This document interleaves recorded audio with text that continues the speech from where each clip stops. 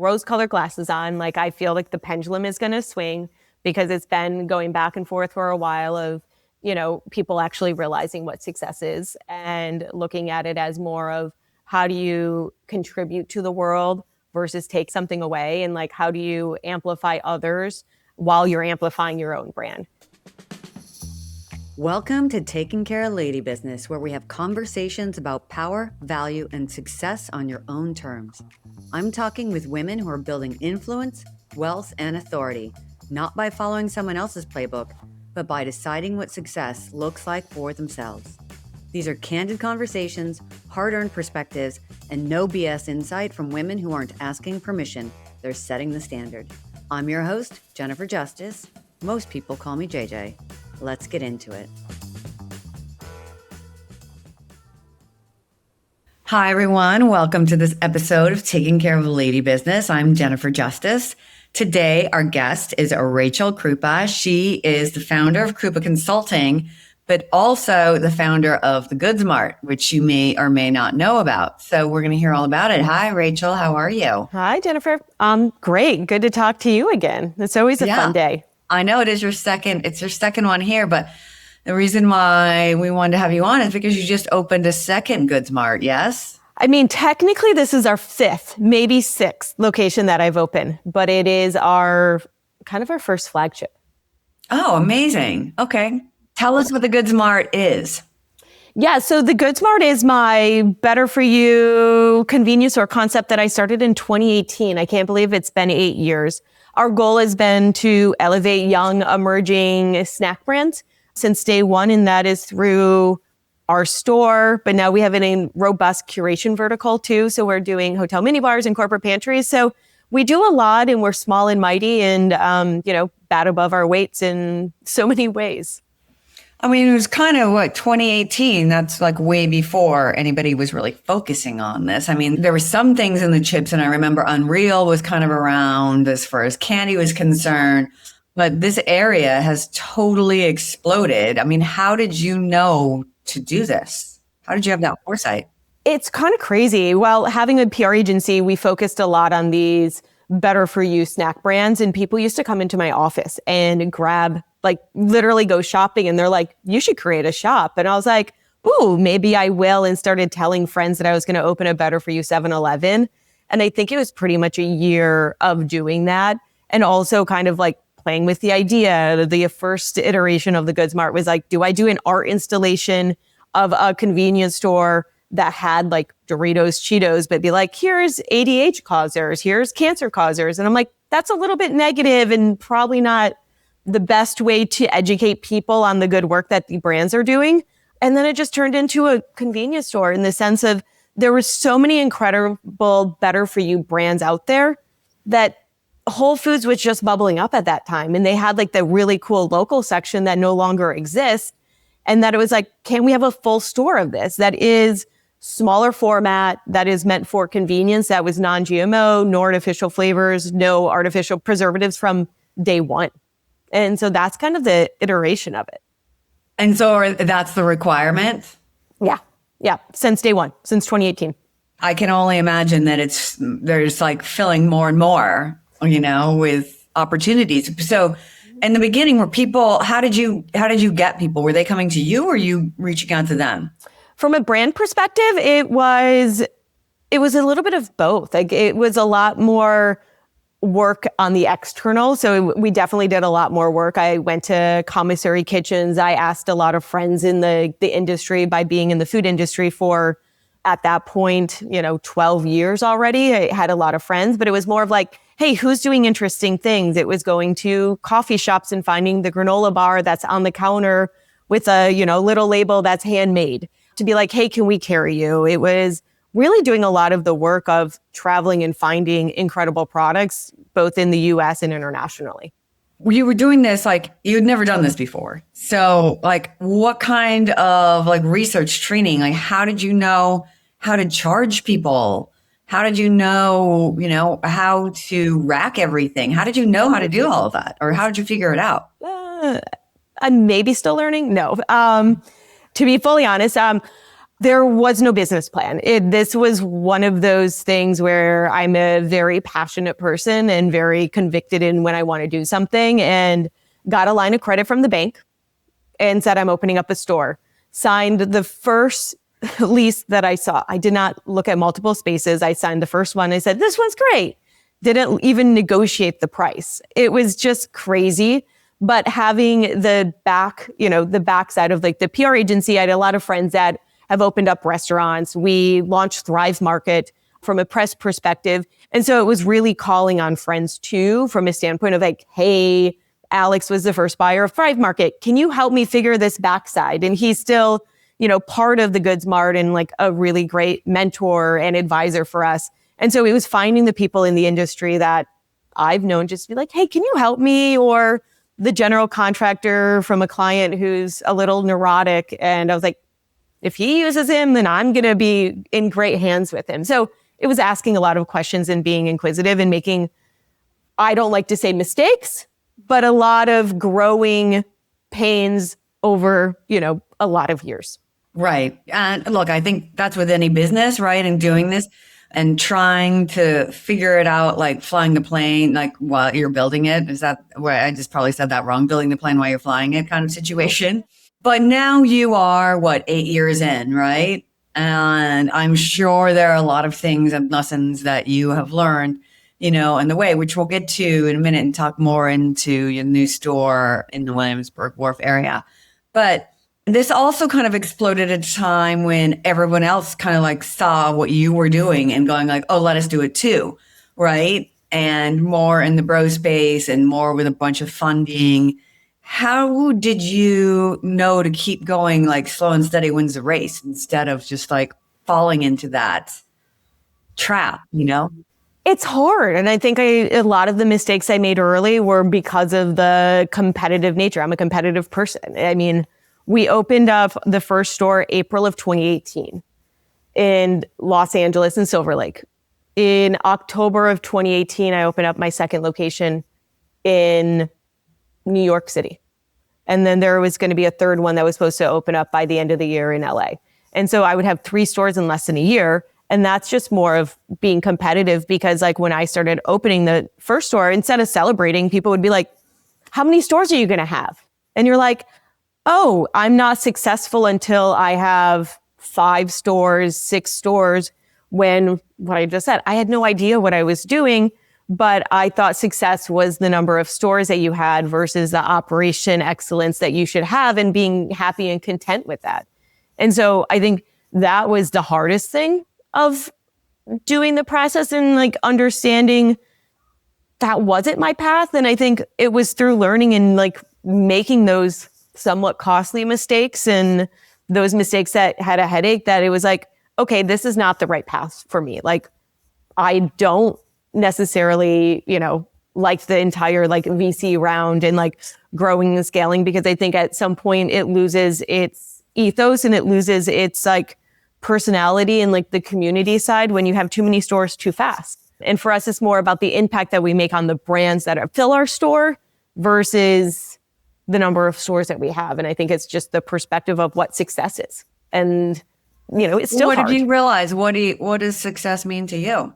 I mean, that's just like always a game that's changing. But now I think success for me is having an incredible store that we're making an impact on our community in the sense of it's not just about the sales, but it's also about like bringing people together and like the community side of it, of just like connecting the dots of our customers, but also seeing the brands that we've had in our store now rise up. We were one of the first stores to have Olipop.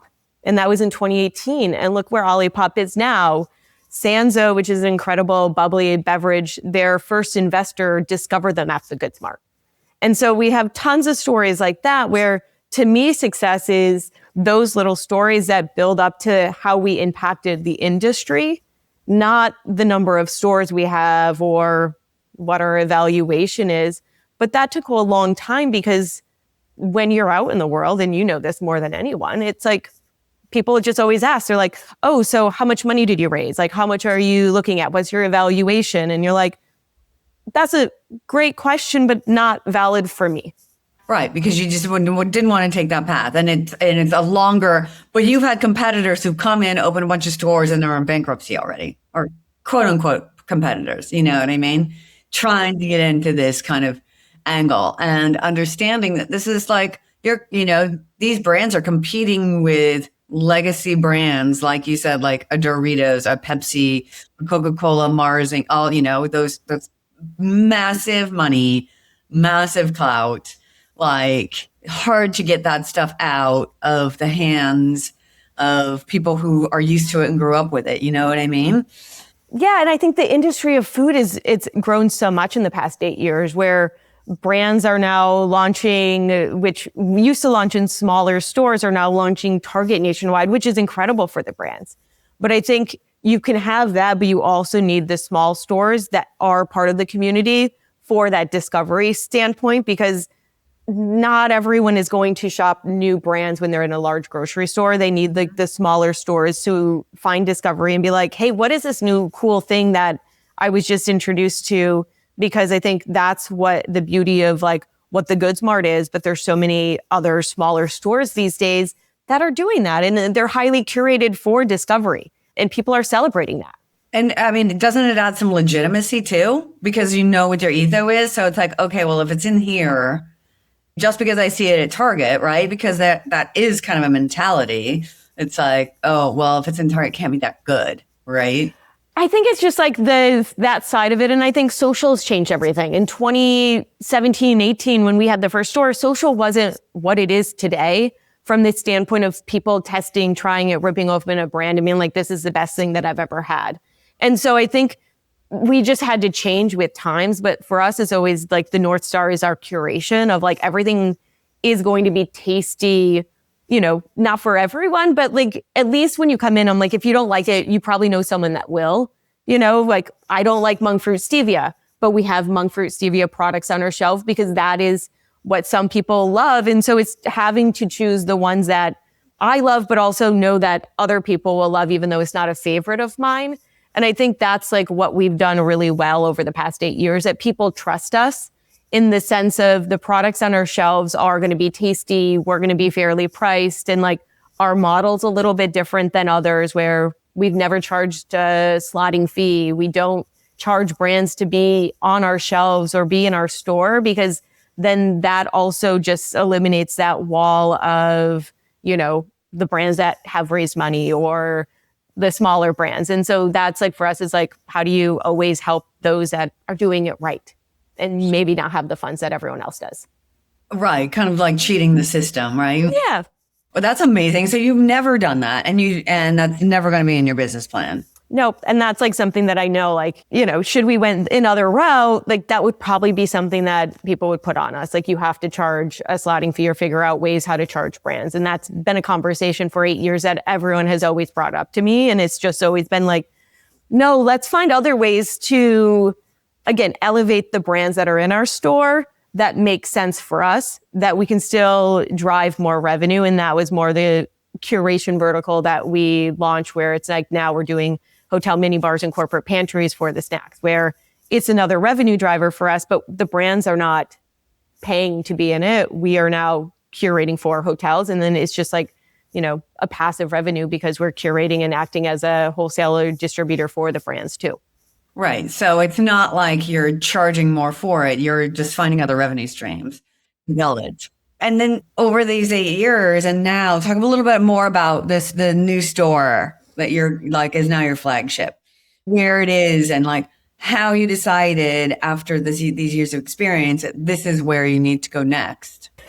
Again, it was not necessarily a plan, which I think, is there. And it's one of those things, the woo-woo-ness of like, follow the energy. Someone reached out and they're like, hey, we have this beautiful store or this beautiful development that we're looking for a concept like yours at the base of it. And it was through a lot of conversations and a lot of negotiations of more of like, hey, I can't lose money, like being a broken record. And the deal was really great. But also what I loved about it is that it's the base of the Williamsburg Wharf complex in South Williamsburg. So Kent in South 11th, where it is a bubbling part of Williamsburg. if that's even, possible to say. Who knew? Who knew Williamsburg is still being developed? But it has 600 apartments above us. And so we've never been in a residential area of that magnitude before. So it's like, if I have 1,000 to 1,100 people in the building that's above us, then the Niftali group that is developers are incredible too. So it was like all the right pieces that came together of like, oh, I haven't tried a residential area before. These developers are incredible partners and they look at us as like a true partner for building this community. And we can be one of the first in the community to help make those introductions. And like when I'm working in the store, it's like, hey, Jim, have you ever met Sarah? You guys are both in like the same industry. You should talk. And then they're building relationships more than just snacks. And that's what I think communities need, especially when people are going to an undeveloped area of Williamsburg. They need to meet people. They need to meet their neighbors. They need to have a place that they can convene. And that's like what I think convenience stores are at the heart of it. So you're building, it's, community around it as well. We've always had like Chef William, was our FedEx driver in our Soho location. He's going to come and do jerk chicken on the streets, and so do jerk chicken pop-ups. And we had a Juneteenth event that we brought people together, have local florists come and do floral arrangement. So for us, it's like, again, the brands in our store are the star, but then we're also bringing local makers in to introduce them to the community too. When you build that brand out, right? Yeah. And thinking about that kind of power and leverage where you started an Olipop or, Siete and those kinds of brands. Siete, what sold for $1 billion? Yeah. And were you one of the first people to carry it? I think we were probably up there. I don't know, because they were based in Texas, so they had a lot of Texas local. So I know that, within California. Yeah. I mean, that's a lot of power you're wielding, and to think about how you can grow that and scale that.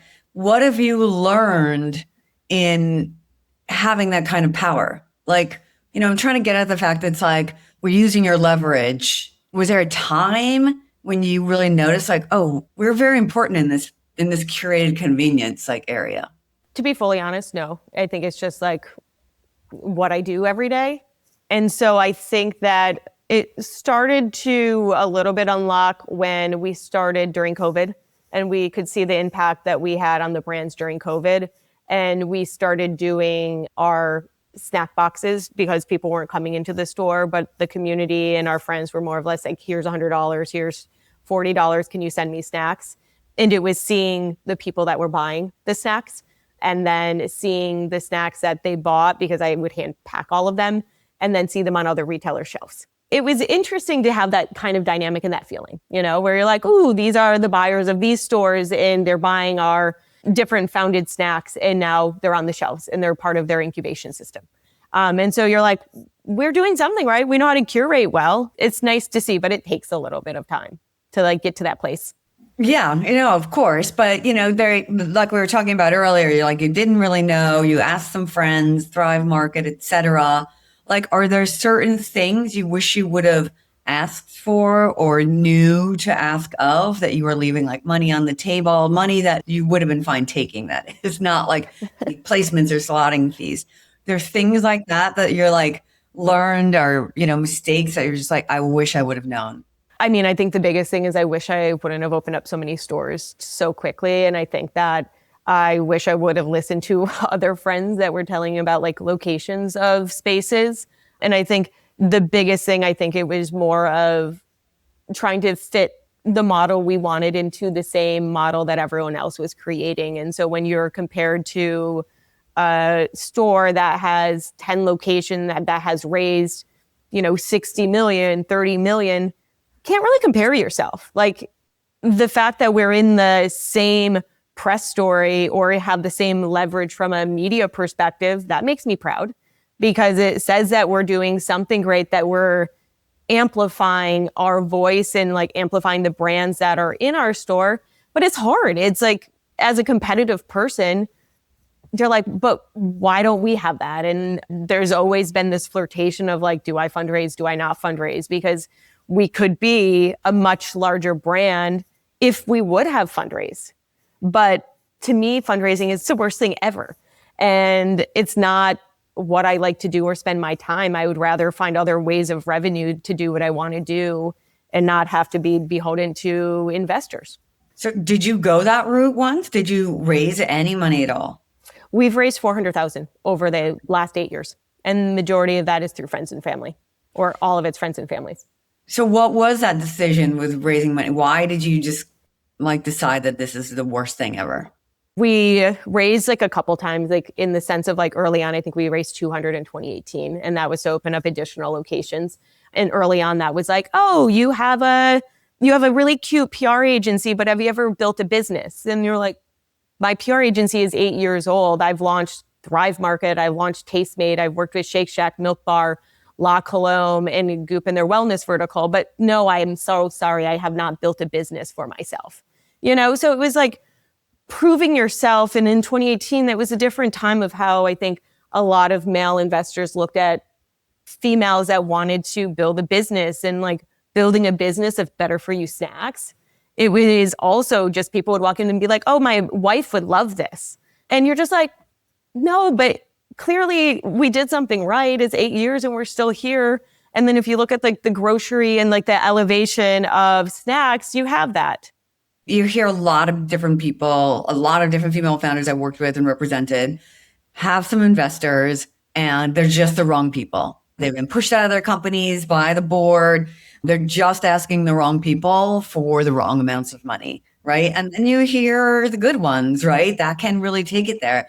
So if you found those right people, that you're asking the right people, and gave you what you wanted, would you be open to it? 100%. Because I also see what we could have done. I think that's more of the question of what didn't I ask? I think it was more of if we had more of the backside of the cushion of you know what I mean? Investments to do more, we could have done more. And we're just scrappy, but also at the end of the day, is that scrappiness actually make us who we are today? It changed the ethos of how we operate and how we work. Still TBD on what that is. Also, what happens, right? What happens a lot is they raise really early, and then, they're beholden to these investors, and they don't even really know the blueprint of the business. You guys have it down now, right?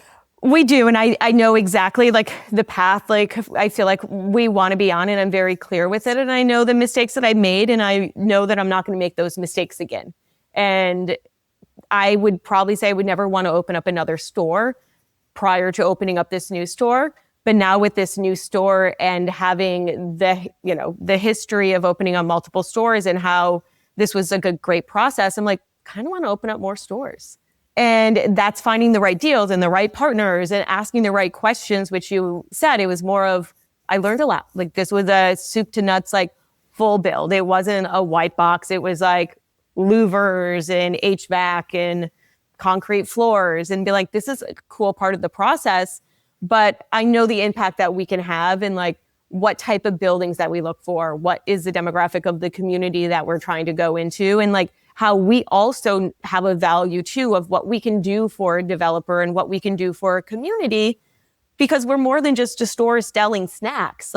We are convening people and building a community for a developer too, which that's part of why we do it and have fun with it. And it's not so structured and corporate and here's the menu board that needs to be X, Y, in size. And here's this. We were no, the design is also intentional to fit the community, but our community programming is also fit for what that community is. Right. So when you were doing this Williamsburg Wharf thing and the feasibility, what was that process like? How did you make that decision ultimately to say yes to them? I was having a lot of conversations with them, and we had a really good partner, Todd from Friend of Chef, who they work with a lot of restaurants to help place them. And it was through that process. It was this is fun. People are really looking at us to do more than just be taking a lease and signing a contract, or, you know what I mean, signing a lease and just being one of their tenants in the building. It was more of hey, what can you do from a marketing perspective? What can we do here? So it wasn't a classic of here's the contract, let's sign it, here's the deal terms. It was more of but can we look at this? Can we look and amplify the marketing side? And so that was like the process that I thought was like so interesting and different that made me want to sign it, because like the partners that we were going into were not traditional developers, and it was not a traditional lease. They weren't somebody who's just looking to fill a slot for a bunch of money and, move away. They were like really interested in curating a community. And would 2018 Rachel Goods Mart know to ask those questions? No, no, I didn't ask a question in the first lease, let alone like, I was just like, wait, what was that? But that's like where it's just like, you just sometimes like, you have to just do it. And like, at the end of the day, like, yes, there's money, and yes, there's investment, and yes, there's consequences. But sometimes you have to do it in order to know how to pivot or to know what questions to ask in the future. And if you're not making the same mistake multiple times, then you're learning and growing, and that's worth the experience itself. I remember early on where people are like, oh my gosh, you have so many stores.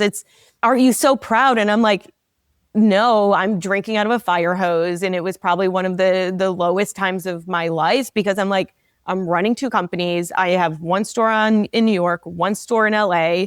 Like, I wasn't present for either of them. And I felt like I was failing everyone, but it looked like on paper, I had 2 stores on 2 coasts and a PR agency. So everyone's like, oh my gosh, you are so successful in what you're doing. And I'm like, but I'm not happy. I'm not happy at all. And I would just sit and cry most of the day, because I'm like, no teams at all. Like, I'm just trying to literally not have shit coming out of my pipes, because that's what would happen in one of the stores. So how did you fix that? It was downsizing a little bit. We closed our Silver Lake location just to focus on New York. And it was really intentional to be like, okay, which market do we want to go in? And where do I want to spend my time? And do that, because like when you are putting your time in the passion of what you do, you're going to do it so much better. And you're going to do it and feel happy, and like everyone around you is going to feel that same energy. And so it was more of the hardest thing I've ever did would close our Silver Lake location. It was the first location we ever had. And you feel like a failure because that had more of a community than our New York store at the time, because it was in Silver Lake, and it was like tons of locals that came in like every weekend, but it wasn't a Monday through Friday location, because no one worked in Silver Lake at that time. They would come in on weekends. So we had a really good three day a week business. But in New York, people would shop and they would come in all the time. And so that was the decision we had to make. And it was just like so hard, because it was not only failing myself, failing, all of like our team who worked in the store, but it was also failing the community. Of like, closing is the hardest thing everyone could ever do. It's like closing a business. It's like part of your heart is ripped out. Yeah, it's a total reset. And I mean, I'm sure you had like some grieving time at that point. I think it was really this year that I actually could talk about it. It was more of like, how many stores you have? Because we never told anyone we really were closing it. It was just kind of closing it, because like, why would we put that on social to be like, we closed our store? It's like, you kind of have to let it be and like sit with it. But the beauty of it is that the customers in Silver Lake still follow us on social, and like I DM with some of them, and like the kids who would come in were 5 and now they're 13, 14. Some of them are graduating, and like you still have their relationship, even though it's digitally, and they come in to say hi when they're in New York. And you're like, we made an impact. Yeah, you definitely made an impact. You grow a community, and now it's like you have the blueprint to do it better. Like now you feel like you would be prepared to open a bunch of stores in a different way. I wouldn't say a bunch, but I think it's intentionally with like, I think if we had 4 or 5 stores over time, it would be fun with the right team. Do you feel that there are other markets that are ready for this kind of curated convenience? I mean, there's a lot of people doing it. There's a lot of people doing it already. And I think it's just a lot of people failed. Like, you were one of the first. You did it. You did it slow and steady. People raised a bunch of VC money. They went out there, guns a-blazing. There's bankruptcies and, they don't exist. We know that the more healthier markets are California and New York, maybe some Miami situation in Florida, but maybe some of the southern states well, not southern, but like New Mexico and places like that. Like, are you seeing in that market, like really, we see this stuff coming in and expanding, But with a Target and people now Target getting it, like, is that kind of messing with your business model or? No, because I think that's like, we also, one of the other things that we do, we consult with brands and helped Flow Grocer in Miami helped with their curation of their convenience store or their grocery store that's at the base of their residential building. So that's Adam Newman's Flow Grocer. So we help them with their curation as a consultant.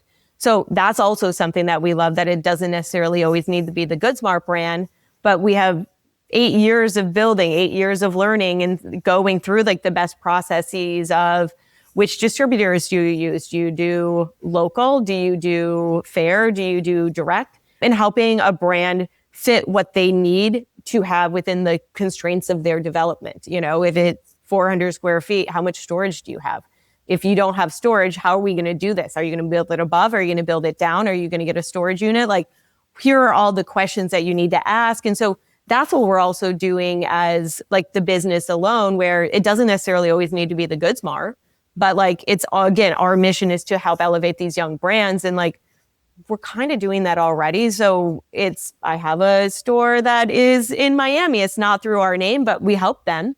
And then we're working on a project in Phoenix right now too, doing the same thing. And so that's also fun because you're also meeting local makers. It's like going there and testing product and like introducing them to new things and giving brands the other opportunities. So I think Better For You is only going to continue to increase. And like, there's a lot of local businesses and a lot of folks that when I wanted to create a store to build a community, that a lot of people are building small stores that are highly curated with Better For You snacks because they want it for their community. And that's like the beauty of what this industry can do. It's the new version of gas stations, like gas stations did that for a long time and gas stations got a bad rep, but gas stations are literally the lifeline of a local community in the middle of America.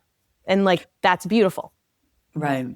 Is there like a brand that's like too small for you guys to carry? No, we've done it all. Like, it's helping them be like, how do I price? And you're like, okay, what are your costs? Like, let's figure this out. Like, you need to make money too. You have to increase this, but like, oh, I don't think someone would pay this. So no, we are part of that journey. And for us, it's like kind of fun when you're one of the first, you're helping them. Right. So over this time, what are you most proud of in building Goods Mart? Hard question. I think I'm most proud of the incredible individuals that have worked in the store throughout the years and, where they are now. And I also think the brands and the founders that we've met over the years and the impact that we've had on them too, to see them in Whole Foods nationwide or see them in Target nationwide or be sold, but being part of their journey too. I think that's just it feels good. And I think that's being proud of doing more and having our store be more than a retail concept, but being something that someone or we can help someone. It's the small things. Help them really launch and become more household names. I mean, that's massive. Yeah. Right? What about your leverage? And we talked a little bit about the power that, you felt that you had. How do you define your power in this industry? Good question. I think the power that I have in the industry is more based on having a lot of knowledge and having historical information of how brands have come, how brands have ended, what to do so that you're not making costly mistakes to end your business too soon, go deep instead of go wide. I think that is the information that I have. It's longevity. I've had 8 years of seeing brands come and go and also knowing what worked for them and what didn't work for them, but also being able to see the industry and how quickly it's changing these days. And it's changing fast. So I think having that historical information, you can be hey, there was a matcha brand 8 years ago that did the same thing. Here's what they didn't do. Here's what I would do differently.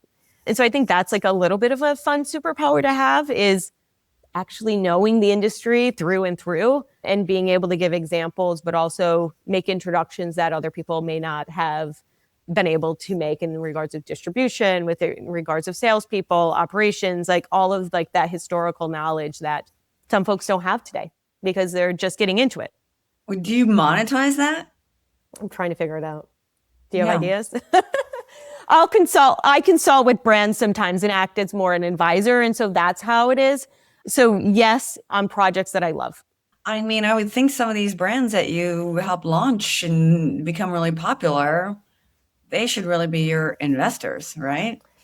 I know, right? That's like where we're getting there. I feel like, every brand, there's like, I think a 10-year pop. So brands normally sell their pop at 10 years. And so we're getting onto that space. And if you look at like Poppy, you look at all of like even the sweet greens and the milk bars of the years, like they made their energy was like in that 8 to 10 year mark.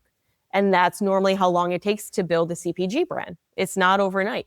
Yeah. For all of that knowledge, it takes a long time. We talk a lot about in not only my podcast, but in my newsletters and everything about women needing to pay each other. And not like all these brands are started by women, but mostly women start things that they are missing, right, in their home. And since we buy 70, 80% of the purchasing power, mostly buy the food for our kids, we'd much rather see our kids eating Siete and drinking Olipop than Doritos and Coca-Cola, right? You can only have so much sway over them, but like if that's one thing that you can do, but getting to the point where you're actually paying women, right? And hiring women and paying them, that's where we're really going to move the needle. I agree. And I think that's like the end goal. Like, how do you also have an arm for investment to invest in women and being, which you do so wonderfully, is like, getting those early brands and like helping them and get investment early on. Like those first couple checks, like are the difference between making a brand versus not. Do you find like being a woman in this business has been a bit of a detriment? Because traditionally it's not really known to be a very like women oriented kind of business. You talk about gas stations, 7-Elevens, it's all kind of very masculine, Is that part of the issue with raising money or not finding the right kind of money? There's so many leaps and bounds that women have made within like the investment in the past like 8 years that I've seen it. I think it's just more of like the approach of it. Like, I sell everyone really well. It's what my job is on the other side from a publicist, but like selling myself or what I can do or the historical knowledge, like I'm horrible at it. It's like, put me in a pitch about like how I built the goods and why you should invest in me. Like, I'm going to tell you all the things that we've done, all the mistakes that we made. And like, this is the why, which one of the most frustrating things like I've ever seen. It was just more of like, when people are like, I'm like, but their brand is not necessarily the best. So why did people invest in them? The question that everyone asks. And you're like, oh, but they're a good fundraiser. And you're like, that's just so frustrating. That it's just like, you're not a good operator. It's not like necessarily always the brand, but they're a good fundraiser and they have a decent brand. And it can do well because they can continuously fundraise and get more money for the venture. Super connected, entitled, privileged, doesn't matter. It's like, that always seems to win in this environment. So for you to be like, no, I'm going to do this on my own terms and my own time frame.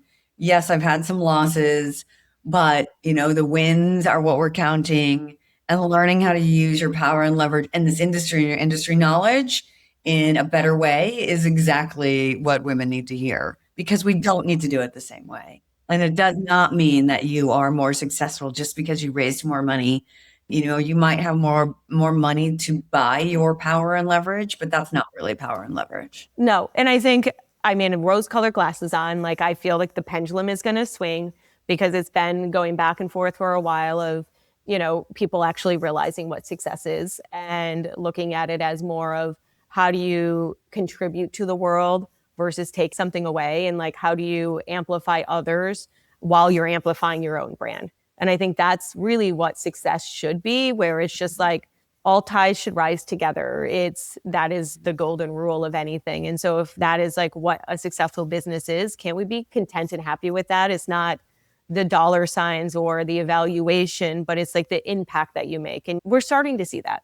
And so I'm hopeful that that is only going to continue to push forward. And I think in the world that we're living in today, the positive, little notes are going to make a big impact. Well, I still think you should charge for your institutional knowledge. I will too. You got to help me figure out what those, it's just like hard. It's like always, like, yes. All for free. You earned that. You know what I mean? Yes. It cost you money and now you have it. Here's the test. If somebody would be paying somebody else for it, then you need to charge for it. True. I'm starting to slowly and surely over the past few years, I have been. And that's why we're doing consulting and building out other people's stores and consulting with brands now, because it's fun, but also I know I can make an impact, and it helps me funnel what I'm doing too. And look, and you helped a lot of these people and a lot of these brands by not charging, paid fees or slottage fees, et cetera. Like if they go and they exit, what's $100,000 to them to invest into you? True. So there we go. There we go. You have my business model. Are you available to hire? Yes, I am. Always. But I know that we both have to go to work so we can actually make some more money. And so obviously we end this show every single time with the one question, and that is, what's the worst advice you've ever received? You have to open up more stores, and you just have to go fast and build it. The more stores, the better. Why? Why do I need more stores? Can't you just know what you're doing? And I think that's advice where it's just I think it was not advice so much per se, but it was more of the advice that was unintentional of the energy. Yeah. Okay. So Goods Marts, tell everybody where they can find them, shop in them. Goods Mart is in South Williamsburg, so 470 Kent, so Kent and South 11th. And then otherwise, we are doing curations for corporate pantries and hotel minibars. So anyone that needs snacks for anything, we're good curators at it. So that's how you can always reach us. What are some of the hotels you're curating? We have Fifth Avenue Hotel, Hotel Chelsea. We have the Waldorf Astoria in Beverly Hills. We're curating for 26 convened locations nationwide, Alfred Coffees throughout LA. We're now doing Bloomingdale's corporate office, so I'm a believer that the corporate side is where we're going to have more growth, because those are active snackers, and to actually make an impact, if you're getting a free snack in your office, you're going to test and try it, then you're going to continue to buy it. Normally, if you're on vacation in a hotel and you are opening up everything in the minibar like I do, then you're also going to try it and have a good experience. And that's the memory that you're going to have. So that's what I love about it. It's just we have our store as a showroom, and now the corporate vertical is more of let's put fuel to the fire and get these snacks in the hands of more people. Look, I remember the massive uprising when I was in corporate, when the snack budget was taken away. I think, It's now a perk. Now it's you need snacks in order for people to come into the office. So spend that money. We are actually good price. We've worked really hard on getting good prices. I love it. Rachel, thank you so much for coming on and talking about your experience and your real experience, which I think is so important. The ups and the downs, which, not everybody shares. So I appreciate it. And to everyone listening to this episode of Taking Care of Lady Business, thank you. And until next time, I'm Jennifer Justice. Thanks to MedJet for supporting the Taking Care of Lady Business podcast. When you travel for work or internationally, the real question isn't if something could happen, it's whether you've planned for it. That's why I'm a member of MedJet and have been for years. If your security is threatened or you're hospitalized while traveling, MedJet can get you home and to the hospital you choose, not just the closest one. It's not travel insurance. It's about not leaving critical decisions to chance. If you travel regularly, it's worth having in place. You can learn more at medjet.com. Thanks for tuning in to Taking Care of Lady Business. If this was useful, subscribe and share with a friend. Make sure to check out the show notes for more on my guest and me, Jennifer Justice. Taking Care of Lady Business is a production of Lady Business LLC. See you next time.